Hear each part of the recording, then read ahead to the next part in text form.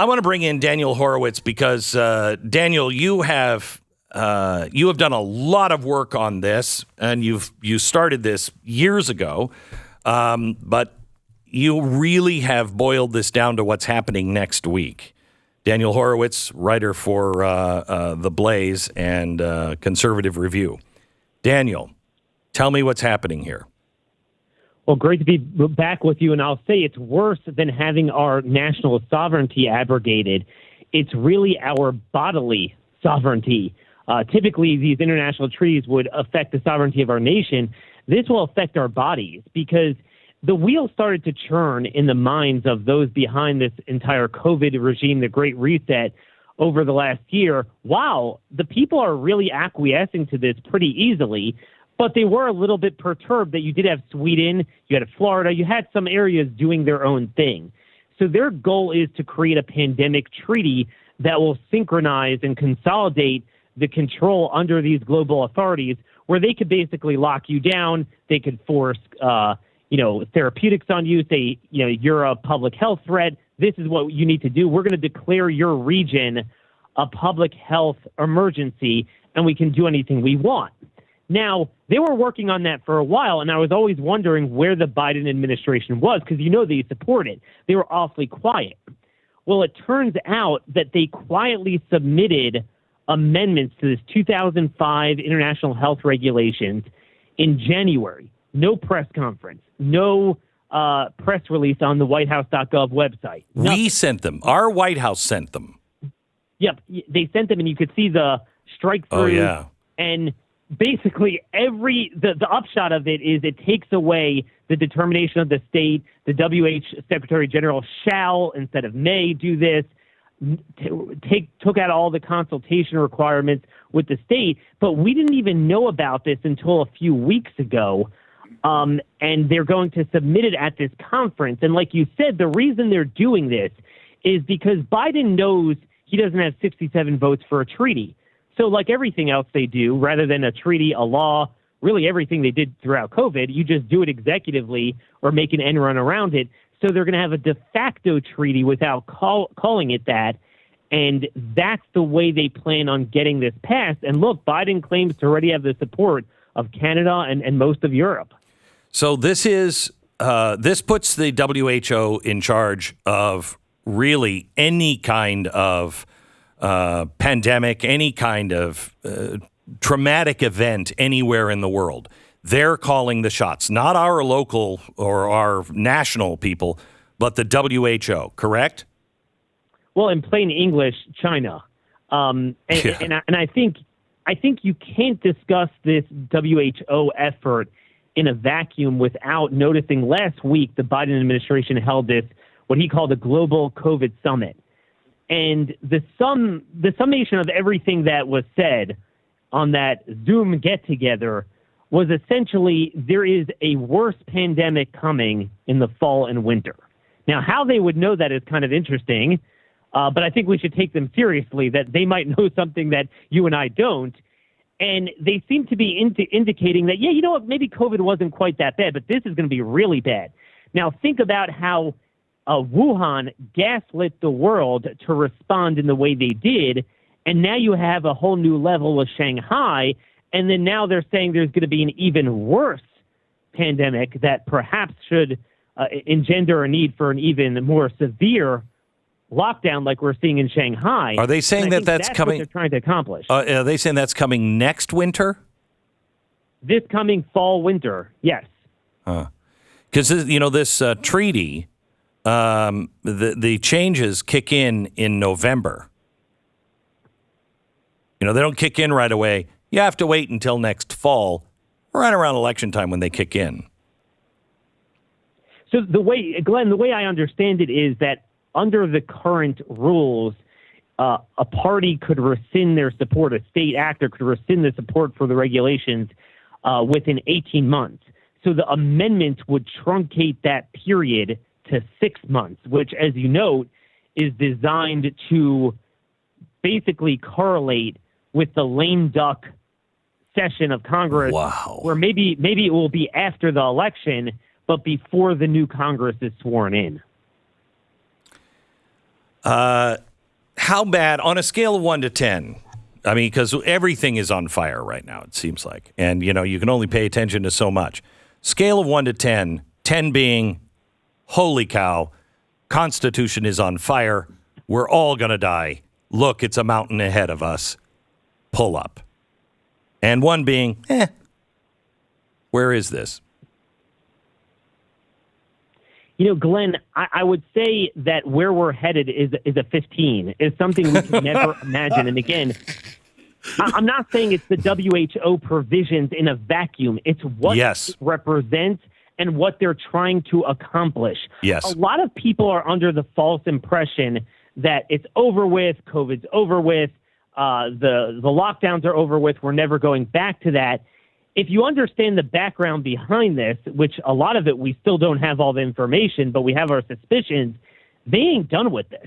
They're not. And I think, if you put yourself in their shoes, they were pretty successful. I mean, they walked in without firing a shot. They did not have much opposition. You look even at a lot of the red states, and they fell for a lot of this to this day. The FDA announced they're approving a third shot, and not just approving, but marketing, distributing a third shot to 5 to 11-year-olds. Name me the red state that has stood up and said, we're not doing this. I think Florida recommends against it, but I don't see too many Republicans speaking out. So I don't think we have undone this. We have not immunized ourselves through state constitutional amendments and other efforts from this happening ever again. So in the past, the reason why I say it's a 15, in the past it's like, oh, they're going to tax us, they're going to regulate us, they're going to take away our national sovereignty.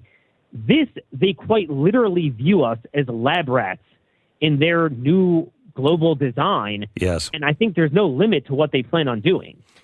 It is so frightening because, they all love the chief advisor to Klaus Schwab is Yuval Noah Harari. And if anybody knows who he is a favorite futurist of everybody on the left. They love this guy.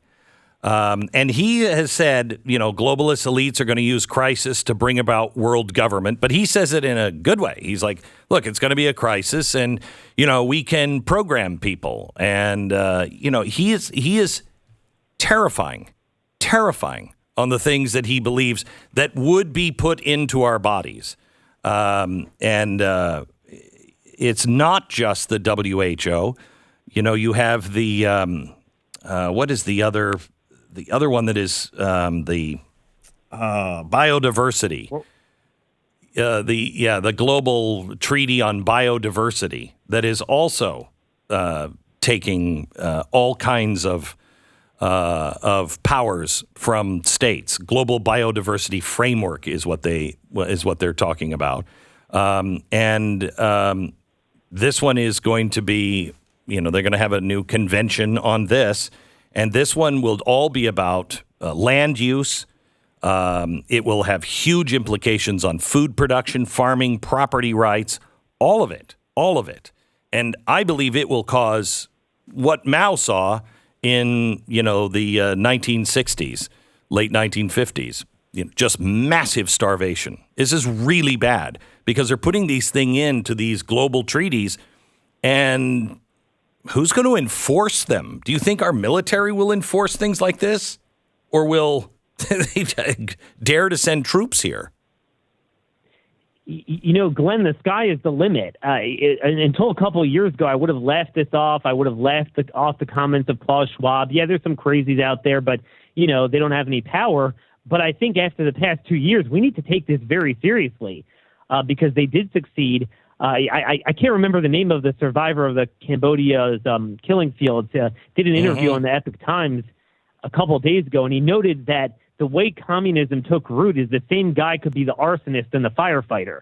And that's what they seem to do. They seem to induce these catalyzing events. Yes. With the pandemic, it clearly was not natural. Who and exactly what did it, we're still finding out, but it wasn't natural. It wasn't a 1 in 100-year natural event. So in other words, there's nothing stopping a new pandemic from coming. And then you have all the supply chain shortages, the sudden issues with the baby formula, land use issues, as you mentioned, Bill Gates and the Chinese buying up American land. All of this is tightening the noose around us on the vital things we need to survive. And then you throw into the mix the maniacal war on treating COVID, which you would think if you're a big COVID hawk, you'd be, man, you got to treat that thing. No, they were against it. And to this day, they're against treating it. That all paints a very concerning picture. And I think, I speak to a lot of Republicans and state legislators, and they tell me a lot of their leadership wants to move on from this. But I think you need states to preemptively pass resolutions that these things are unenforceable. We're not going to do them. We're going to pass state constitutional amendments codifying, rights to life, liberty, and property in a time of a public health emergency. The crazy thing is, Daniel, is that you can't get states to really understand ESG, which the banks are now going to states and saying your state is going to fall under ESG rules for loans from us. And they still don't really understand the threat. When you start talking about, one global government from the WHO, everybody's going to laugh that off. And I honestly believe that's part of the deal. I mean, they have made conspiracy theory into, hey, did you hear that Coke is on sale at the store? Oh, he's a conspiracy theorist. I mean, everything is a conspiracy theory now. Everything. Exactly. But you know what? I'm going to take them at their word this time. I didn't pay attention last decade. Retrospectively, we've been going back and seeing, oh my gosh, they've been warning with certitude there's going to be a pandemic under the Trump administration. It's interesting how they knew that. Well, this time I'm going to take them seriously. Bill Gates just came out with his new book on how to defeat the next pandemic. So, when you have the arsonists as the firefighters, we definitely need to pay attention. We need to get out ahead of this. And you mentioned the banks. And I think one of the biggest threats that we need to understand is that a lot of conservatives have this Reagan-era nostalgia about the private sector. Well, the private sector was a bulwark against tyranny when it was distinguished and separate from the government. Exactly right. But now that it's actually become one entity, it's worse than pure traditional communism, because I can't vote out the heads of Pfizer and the heads of the bank. Yep. And you can't campaign against them and, go to a legislative hearing and expose them.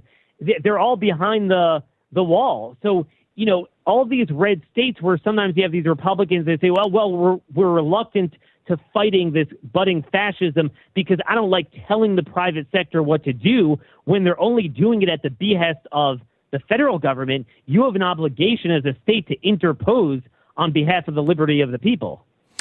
I want to give you something from the UN Biodiversity Framework Council. It's being sold as the next Paris Climate Agreement, except it will focus on biodiversity, land use, not climate change. It'll have huge implication on food production, farming, property rights. Also carries with it the potential to cause mass starvation and loss of human life on a scale we have not seen. Nations and large businesses recently met in Geneva to continue to work on the global biodiversity framework. The hope is it'll be approved and signed by countries later this year in China. And according to the World Economic Forum, the meeting in Geneva was the first time at the United Nations Convention on Biological Diversity meeting that leading businesses turned out in force. According to the World Economic Forum, Unilever, they don't make anything, do they? Citi, Natura and Company, H&M Group, Walmart, IKEA, Nestle, also the International Chamber of Commerce, the World Business Council on Sustainable Development. There are more than 1,100 companies with revenues of more than $5 trillion that have signed on to this. This is extraordinarily dangerous. Daniel is right. Everything has to happen at the state level. Everything. Please, if you are a state official, wherever you're hearing my voice, please do not take my word for it. Read about it yourself. This is a coordinated thing, all being driven to the end of capitalism, the end of sovereignty, individual sovereignty, your sovereignty of your body. The American dream is over unless these things are fought and taken seriously. You can start with my book, The Great Reset. It's available wherever books are found. What was the name of your book? Came out a few years ago, Daniel, that talked about this. Stolen Sovereignty. Yeah, Stolen Sovereignty. Get that by Daniel Horowitz. Daniel, thank you so much. Obviously, you're going to be paying attention next week to WHO. Just keep us informed on what's going on, will you? Absolutely. We'll be vigilant, and thank you for having me. God bless. You bet. God bless.